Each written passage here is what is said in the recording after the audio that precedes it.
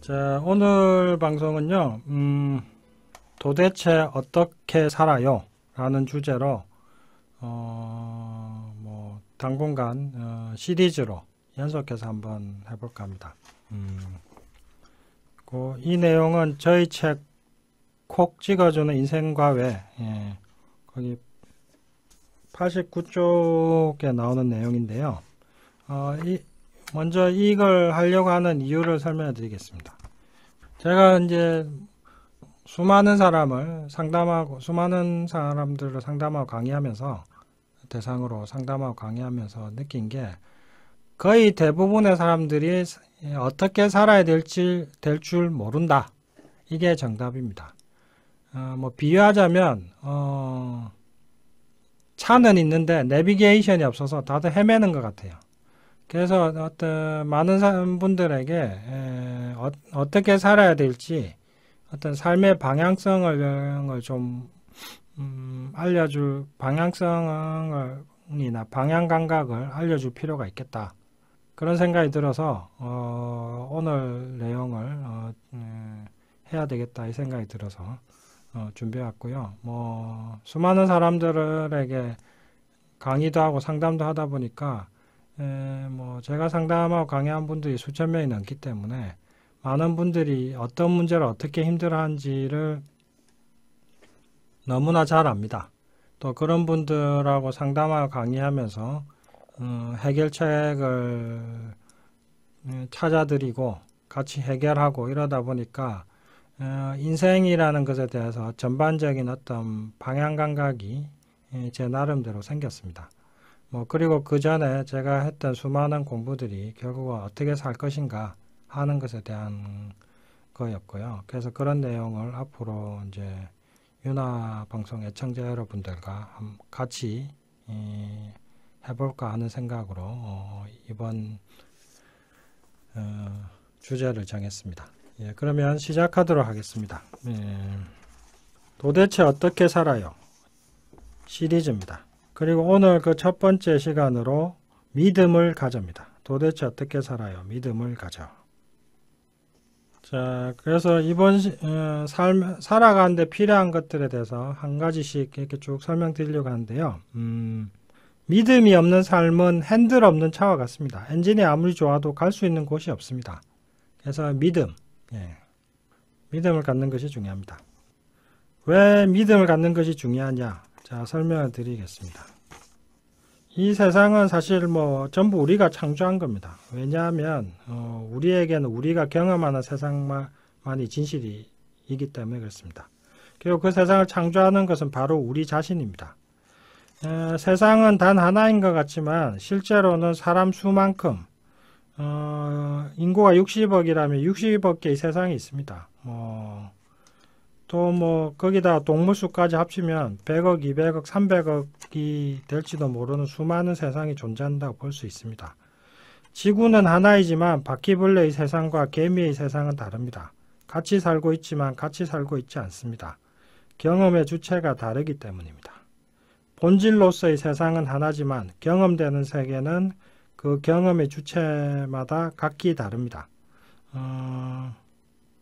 그래서 우리가 경험하는 성공, 실패, 좌절, 질병 등은 결국 우리의 세계의 모습입니다.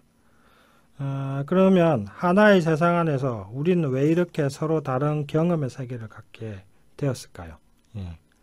그리고 많은 사람들이 자신이 경험한 세계가 싫은데도 왜 그 세계 속에 살고 있을까요? 그것은 두려움을 창조했고 두려움을 믿었기 때문입니다. 두려움을 믿었으므로 두려움을 경험합니다. 이렇게 믿는 대로 경험합니다. 돈의 부족에 대한 두려움을 믿었으므로 돈의 부족을 경험합니다. 이렇게 믿는 대로 경험합니다.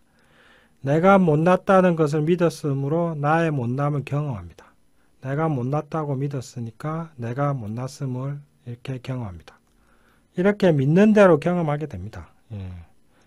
언제 어디에 있건 어떤 것을 선택해서 믿게 되건 간에 우리는 믿는 것을 경험하게 됩니다. 그래서 이게 바로 우리가 경험하는 경험세계의 창조 법칙입니다. 그래서 내 믿음이 바뀌면 새로운 것을 경험하고 새로운 경험은 새로운 믿음을 낳습니다. 그래서 경험과 믿음은 순환됩니다. 뭐 예를 들어서 A를 믿어서 A를 경험하게 되면 A라는 경험은 A라는 믿음을 강화시킵니다. 그리하여서 A라는 믿음이 A라는 경험을 낳고 A라는 경험이 다시 A라는 믿음을 강화시키고 A라는 믿음이 또다시 A라는 경험을 강화시킵니다. 결국 우리는 A라는 믿음과 경험을 벗어날 수밖에 없습니다. 그래서 가난한 사람은 나는 가난하게 살 수밖에 없다는 믿음을 갖고 있고 그래서 가난하게 살 수밖에 없고 그래서 또다시 나는 가난하게 살 수밖에 없다는 믿음을 갖게 됩니다. 이게 바로 악순환입니다. 잘 되는 사람도 믿음의 형식은 같습니다. 하지만 잘 되는 사람은 나는 할 수 있다는 믿음을 가지고 나는 할 수 있다는 경험을 하게 됩니다. 그 경험을 가지고 나는 할 수 있다는 믿음이 다시 강화됩니다. 이것이 바로 선순환입니다. 악순환과 선순환은 믿음 자체가 달라 생기는 것이 아닙니다. 믿음의 내용이 다를 뿐입니다. 그 형식은 모두 같습니다. 모두 마음이 믿는 바가 보여주는 결과입니다. 내가 경험하는 세상은 내가 믿는 것이 무엇인지를 확실하게 보여줍니다. 그러니 어쨌든 나는 믿는 대로 경험하게 됩니다. 뭐 이 믿음과 관련해서 생각나는 게 있습니다. 얼마 전에 죽은 스티브 잡스가 스탠포드 대학에서 졸업식 연설을 한 게 아주 유명했었습니다. 거기서 이런 내용을 얘기합니다. 믿음을 가져라. 뭐 대략적인 내용은 이런 내용이었습니다. 하느님을 믿건 나 자신을 믿건 운을 믿건 뭐 배짱을 믿건 무엇을 믿건 상관은 없다. 하지만 뭔가를 믿어라. 반드시 된다고 믿어라. 그리고 나는 그렇게 믿었다. 그리고 그 믿음이 나에게 손해를 준 적은 그 믿음 때문에 손해본 적은 한 번도 없다. 뭐 이런 식의 내용을 스티브 잡스가 얘기를 하는데요.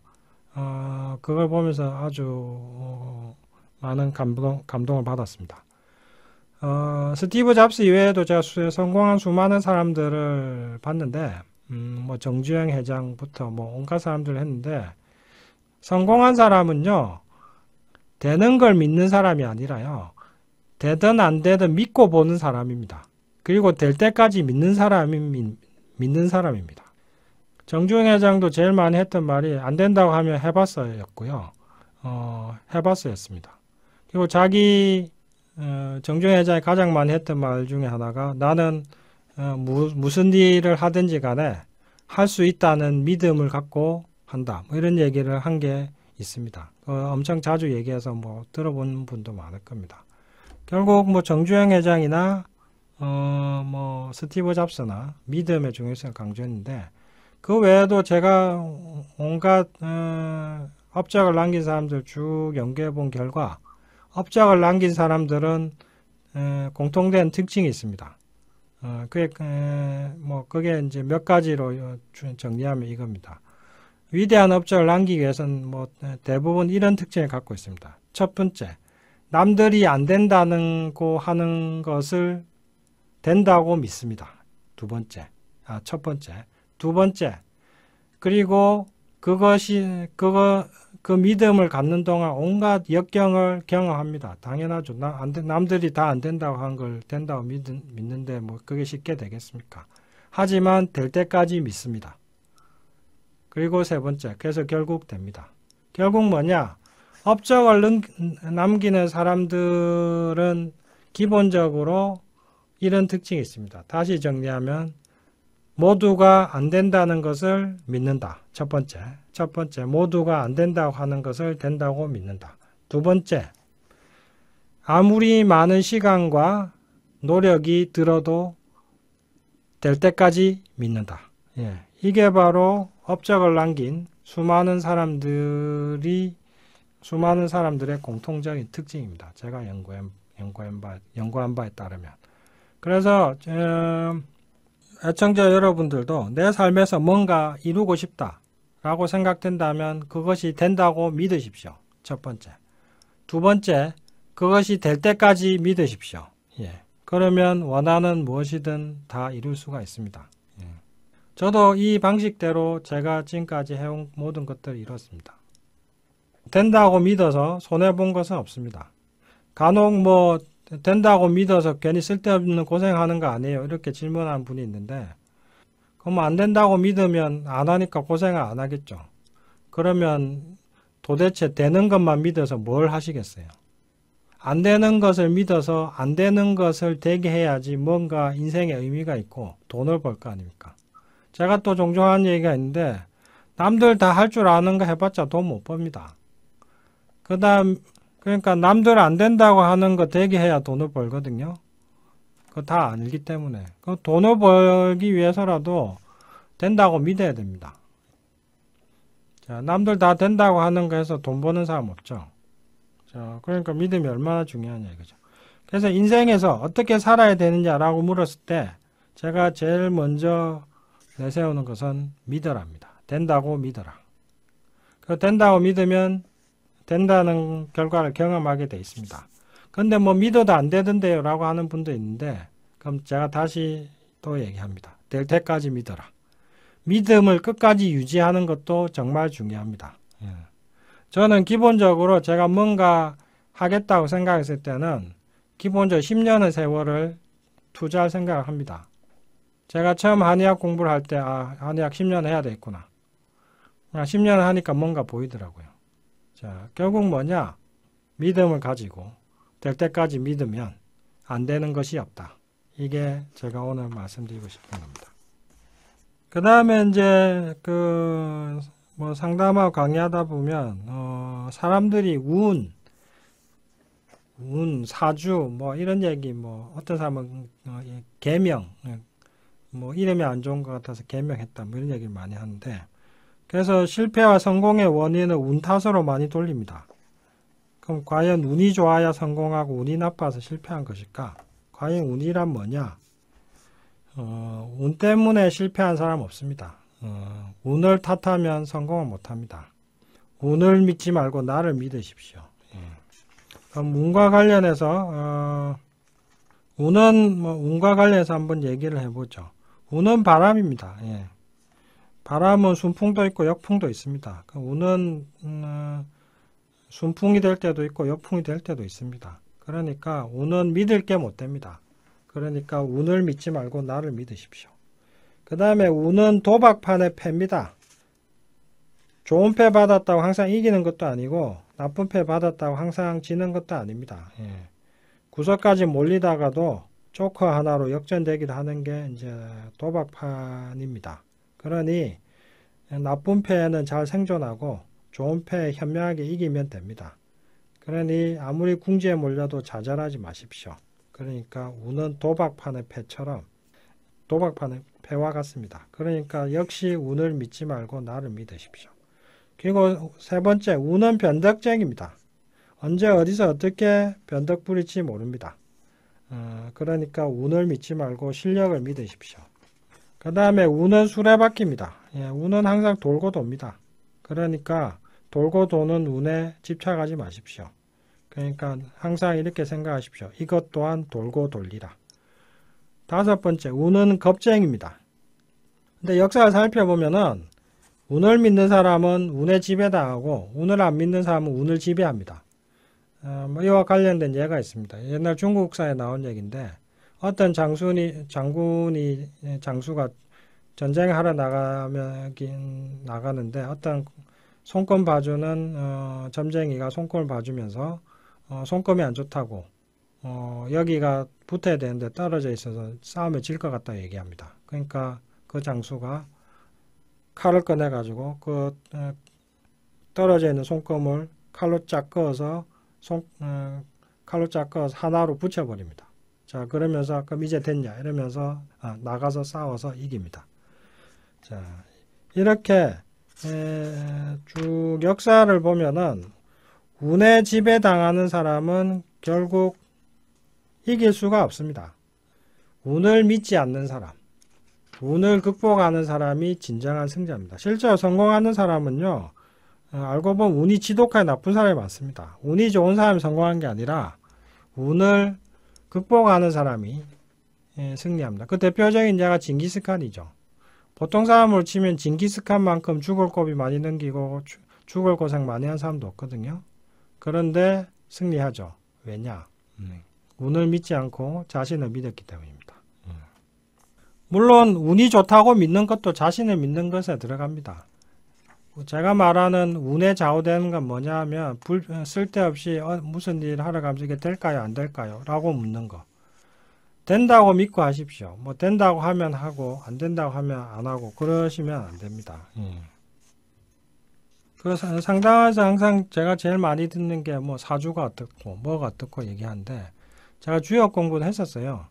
근데 주역 공부하면서 제가 이제 알게 된 건, 점은 주역점의 의미는요, 미래를 예측하는 게 아닙니다. 힘든 일에 빠졌을 때 지혜를 얻는 게 바로 주역의 본뜻입니다. 예를 들면 이런 거죠. 이제 사업을 하는데 너무 힘든 상황에 빠졌다. 그러면은 정갈한 마음으로 주역점을 칩니다. 그러면 어떻게 해보라는 게 나오죠. 그럼 근데 그렇게 하라는 게 구절이 뭐 어디에 투자해 이런 게 아니고요. 사실은 뭐 동쪽으로 가면 길이 보일 거야. 궁적통 뭐 이런 식이거든요. 궁하다 보면 뚫려 뭐 이런 식의 모호한 얘기입니다. 모호한 얘기인데 그 모호한 얘기를 듣다 보면 마음속에서 직관이 생겨나거든요. 그러면 그 직관 따라 행동하는 겁니다. 그래서 주역으로 점을 보는 기본적인 뜻은 운명 결정론이 아니라 운명 활용론입니다. 주어진 조건 속에서 어떻게 내 삶을 잘 활용해 나갈 것인가. 그게 주역의 본뜻이고요. 또 칼융은 주역의 의미에 대해서 이렇게 얘기를 합니다. 칼융이 또 주역에 대해서 나름대로 연구를 많이 했거든요. 리하르트 비렐름이라고 서구에서 번역된 주역 번역서 중에서 제일 최고의 번역서라고 인정받는 게 있습니다. 그게 독일의 리하르트 비렐름이 쓴 주역인데요. 그 주역서의 서문을 칼융이 썼습니다. 근데 거기서 이제 칼융도 이제 주역 점도 쳐보고 주역에 대해서 나름대로 연구를 했거든요. 그래서 이제 주역에 대한 얘기를 그 서문에서 이제 칼융이 뭐라고 하냐면은, 주역의 가장 큰 뜻은 의미는 나의 무의식과 대화하는 것이다. 뭐 이런 얘기를 합니다. 결국 뭐냐면 이 산가지라고 하는데, 주역점을 보기 위해서 젓가락같이 생긴 것 흔들어서 뽑고 이런 과정에서 뽑아서 그게 뭐가 나오면은 그 주역 펼쳐서 거기에 해당한 구절의 책을 읽어보면은 모호한 얘기들이 있거든요. 그 모호한 얘기들을 읽다 보면은 뭐 모호한 얘기는 이런 거죠. 동쪽에 가면 길하다, 뭐 물을 조심해라, 뭐 이런 식의 얘기들이 있는데, 그걸 보다 보면은 그 속에서 내 마음속에서 그것과 관련된 어떤 직관들이, 영감들이, 지혜가 떠오릅니다. 그러면 그렇게 행동하다 보면 탈출구를 찾게 됩니다. 결국은 뭐냐? 주역은 예측된 미래를 아는 게 아니라 나의 무의식과 대화하면서 내면의 지혜를 활용하게 해주는 책입니다. 그게 이제 주역의 의미입니다. 거기에 대해서는 칼융이 그런 식으로 잘 설명을 했습니다. 그 다음에 이제 또 믿음과 관련해서 뭐 설명을 드리자면, 요거는 저희 책 콕 찍어준 인생과의 92쪽에 있는 내용인데요. 믿음, 신념은 단순히 필터의 역할만 하는 것이 아닙니다. 미래는 확정되어 있지 않으므로 나의 신념과 믿음은 미래를 만드는 설계도로 작용합니다. 지금 나의 신념이 시간이 지나면 나의 현실이 됩니다. 그러니 내 인생과 세상을 바꾸려면 먼저 나의 신념을 바꿔야 됩니다. 그런데 이제 믿음, 신념이란 것은 단순히 말이나 생각이 아닙니다. 믿음이란 생각과 감정의 결합체입니다. 예를 들어서 된다는 말, 이 생각에 된다는 느낌이 결합될 때라야 된다는 진정한 믿음이 형성되는 겁니다. 다시 말해서 믿음의 힘은 말 자체보다는 그 말을 떠받치는 감정에 있습니다. 감정은 다음과 같은 역할을 합니다. 첫 번째, 감정은 믿음이나 판단을 만듭니다. 많은 사람들이 이렇게 말합니다. 머리로는 맞다고 생각되는데 마음으로 받아들여지지 않아요. 감정의 중요성을 잘 표현해주는 말입니다. 슬픈 사람에게는 슬픈 일만 보이고, 배고픈 사람에게는 먹을 것만 보이고, 자신감 있는 사람에게는 어디서든 가능성이 보이고, 좌절한 사람은 되는 사람을 보고서도 나는 안 될 거야 라고 주저앉기 마련입니다. 이와 관련된 예들을 한번 살펴보죠. 가재는 개가 뭔 짓을 해도 잘했다고 합니다. 원래 개 편이니까. 미운 놈은 아무리 잘해도 저게 왜 저러나 하고 의심받습니다. 예쁜 놈은 큰 실수를 해도 다음에 잘하겠지 하며 넘어가 줍니다. 자, 또 다른 예를 들어보겠습니다. 컵에 물이 반쯤 들어 있습니다. 이때 한 사람은 물이 반밖에 없네 라고 합니다. 반면에 다른 사람은 물이 반이나 있네 라고 합니다. 동일한 대상에 대한 판단이 왜 이렇게 다를까요? 이것도 역시 감정이 판단을 좌우하는 예입니다. 한 사람은 상실감이나 좌절감이 많은 부정적인 사람일 것이고 다른 사람은 자신감이 가득한 사람일 겁니다. 사람들이 된다느니 안 된다느니 옥신각신하는 것 자체가 어쨌든 거기에 어느 정도 가능성이 있다는 뜻입니다. 100% 안 될 일을 하자고 할 사람은 없습니다. 100% 될 일을 의심할 사람도 없습니다. 그러니 되니 안 되니 하고 의견이 엇갈린다면 그것은 크든 작든 가능성이 있다는 겁니다. 자신감이 있는 사람은 되는 측면만 보면서 된다고 할 것이고 자신감 없는 사람은 안 되는 측면만 보면서 안 된다고 할 겁니다. 그래서 된다고 하는 사람은 결국 되게 만들 것이고 안 된다고 하는 사람은 결국 안 되게 만들 겁니다. 따라서 되는 것도 맞고 안 되는 것도 맞습니다. 결국 내가 느낀 대로 판단할 것이고 결국 그렇게 만들게 되니까요. 바로 이게 감정과 판단의 관계입니다. 그 다음에 두 번째, 감정이 행동을 유발합니다. 일이 되게끔 하는 사람은 논리적으로 된다고 생각하기 때문에 그렇게 행동하는 것이 아닙니다. 된다고 느끼기 때문에 그렇게 행동합니다. 따라서 신념의 힘은 논리가 아니라 그 신념을 따받치는 감정에 있습니다. 자, 이제 정리를 해보시죠. 앞서 본 대로 감정은 나의 모든 판단과 신념과 행동을 유발하는 원천입니다. 그렇다면 나의 판단과 행동을 변화시키는 유일하고 확실한 방법은 나의 감정을 변화시키는 겁니다. 따라서 나의 감정을 조절하는 자가 나를 조절하고 내 인생을 조절합니다. 그래서 한마디로 감정 컨트롤이 인생 컨트롤이 됩니다. 자, 이걸 정리하면 이겁니다. 된다고 생각하는 걸로만은 부족합니다. 된다고 느껴야 됩니다. 그래서 몇 년 전에 시크릿 유행해서 사람들이 긍정적으로 생각하면 된다고 막 생각해가지고 막 하다가 다들 좌절했는데 그 이유는 뭐냐? 머리로는 된다고 생각했지만 마음속에서 된다고 느끼지 않는 상태였기 때문에 그렇게 된 거죠. 자, 그래서 된다고 느끼기 위해서 EFT가 제일 필요한 겁니다. 된다고 생각하고 된다고 느끼려고 하는데 자꾸 마음속에서 의심과 불안과 걱정이 올라온단 말이죠. 될까? 언제 될까? 정말 될까? 내가 할 수 있을까? 하는 생각이 든단 말이죠. 그럴 때 EFT를 하는 겁니다. 그래서 신념이 믿음이 약한 사람도 EFT가 있기 때문에 믿음을 강화시킬 수가 있는 겁니다. 그래서 제가 EFT를 지금 말씀드린 겁니다. 예를 들면 이런 거죠. 시험에 붙고 싶다. 사업을 잘하고 싶다. 그러면 나는 시험에 붙는다. 사업에 성공할 수 있다. 이렇게 믿으라 이거죠. 확언하고 믿고. 근데 하다 보면 두려움과 불안과 걱정 올라오잖아요. 그럼 그럴 때마다 EFT를 하십시오. 그러면 신념을 꾸준히 유지할 수 있겠죠. 그래서 될 때까지 믿으면 어떻게 되겠습니까? 되겠죠. 그렇게 여기까지. 그래서 오늘은 어떻게 살아요? 첫 번째, 믿음을 가져. 도대체 어떻게 살아요? 그 첫 번째 시간으로 믿음을 가져를 했습니다. 믿음은 인생에서 가장 중요한 것입니다. 믿음이 없는 인생은 핸들이 없는 차와 같습니다. 어떻게 될지 모릅니다. 그러니까 믿음을 가지십시오.